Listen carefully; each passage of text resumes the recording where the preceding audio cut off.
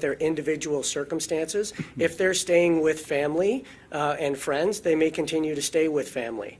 And as we look forward and spaces become available, then we would move them into those spaces. If someone didn't have an immediate place to stay, then we would move to have them get shelter right away. Mr. Mayor, some might accuse you of caving to political pressure by now saying that the Moss Park Armory should be open, because the city stance for some time, including the vote against doing it in December, was steadfast in that it's not the way to go. The city stance, to be clear, and I think my stance, to be clear as well, always was that this was, I think the expression I used was down the list of options, because we had identified, the staff had to me, and I took their advice, other options that could be implemented faster and perhaps better. And a good example of that is the Better Living Centre, where we took a building we owned and in pretty short order had it made available for the purposes that it's now being used for, housing tonight up to 150 people. And so we never said it was off the table. It never was off the table. In fact, the very fact there were discussions ongoing with federal people during December after the council meeting indicated we were exploring that, because we didn't know whether we would get to the stage where we would need more capacity or not.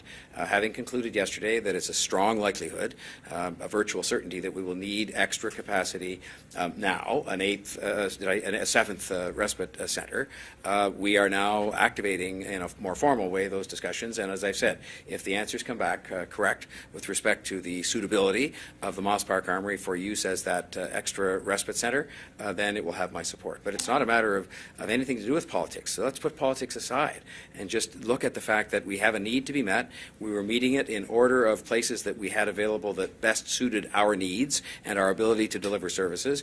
And we're now to the stage where the Moss Park Armories in the eastern part of the city is an option that is looking, subject to the right answers being received, as a suitable option for us. Mayor Tory, while... How about the meeting, the emergency meeting that you're looking for? What are you expecting to discuss with the province there? I would like to hope that beyond the very solid start, and I will say it's a solid start, which is the $90 million over 3 years for supportive housing, there's much more that needs to be done. I mean, I think the mental health system overall is in a crisis, in Toronto in particular. I can't speak for the rest of the province, but I can certainly speak to Toronto and how in every area of life that you face here in the city government, whether it's public health, policing, housing, shelters, you come across a huge group of people who are experiencing mental health issues and are not getting the support they need. And so I'm very hopeful that we can come out with an approach that would be collaborative between and among all governments.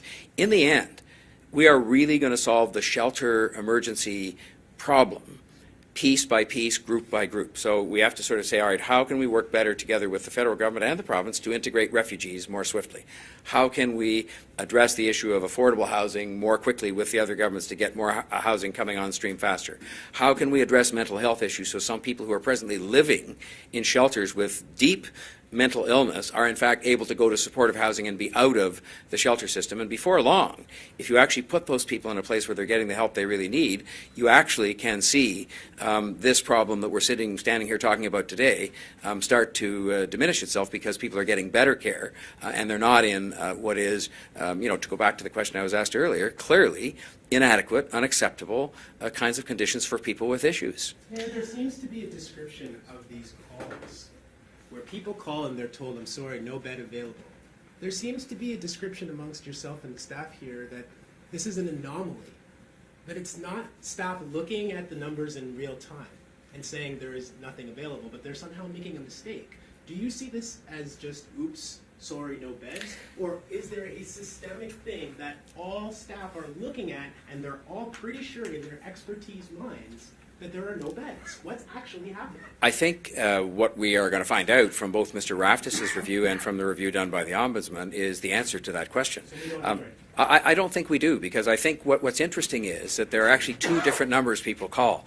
And this was explained to me in some detail again last night, which is one is a central intake number, and the other one is you can call directly to the Peter Street Referral Center.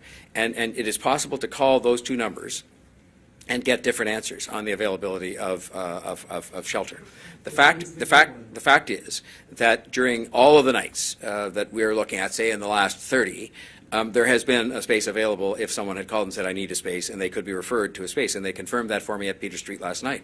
And they said at Peter Street, they don't give up until they find a space for somebody wherever it might be. So I think the answer to your question is that some people, somewhere in the system, for some reason, don't have access to the accurate, up-to-date information, and that's something that we obviously have to fix as soon as possible. I think we have to fix it now by just making sure we transmit the information we do have, but I think in the meantime the systemic problem, and I'm convinced, yes, there must be one, is something where we have to get to the root of it and find out why.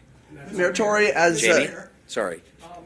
When the military is there to help Canadians in crisis. When you look at the heavy snowfall we got several years ago, the mayor made a phone call, the military boots on the ground. Calgary getting flooded out. Boots were on the ground immediately in that crisis. Forest fires, same thing. Why is it when we have a crisis with the homeless people, there's negotiations and bureaucratic red tape in opening up an armory to get people out of the cold? If the building was sitting empty and there was nothing going on in that building, then your question, I think, would be a very valid and appropriate one, where we could just say, well, look, that building's empty. Could you please just open the doors, turn on the heat, and we'd like to go in there. It is an active military installation. It is being used day by day by the Canadian Forces.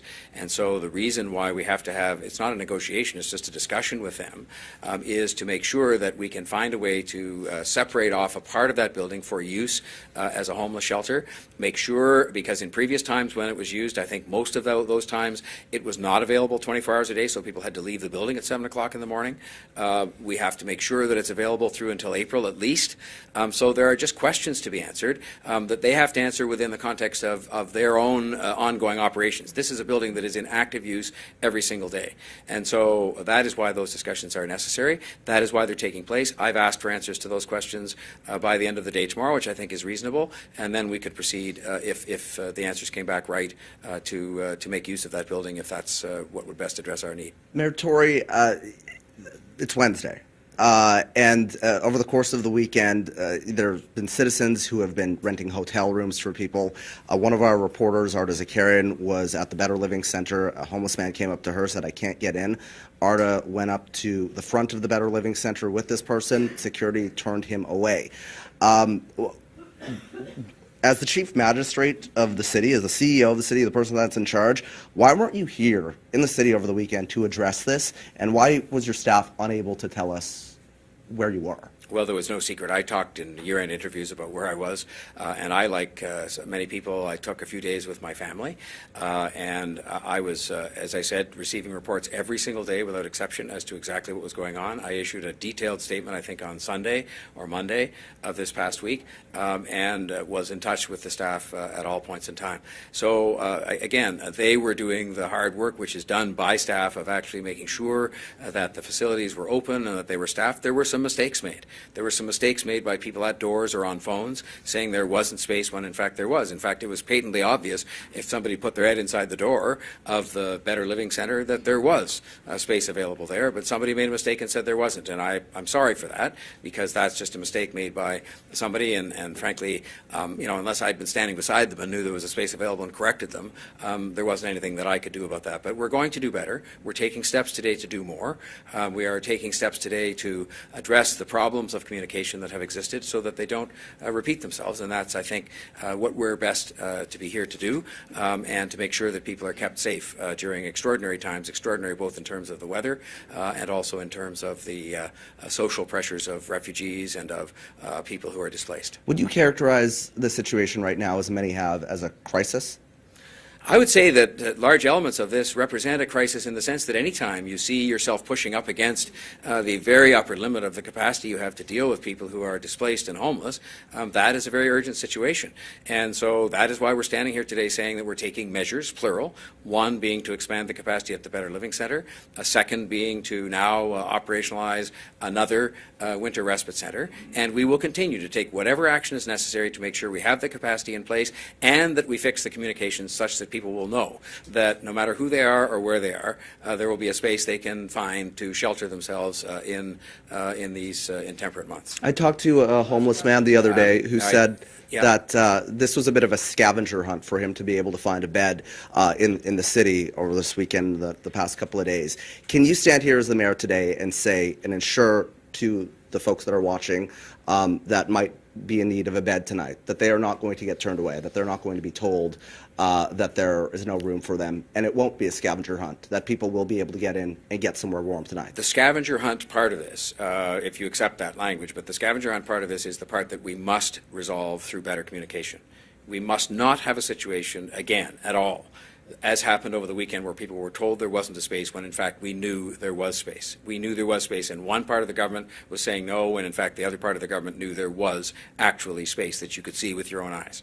And so we have to resolve that first and foremost, and make sure then that people know not only that there is space, but where it is.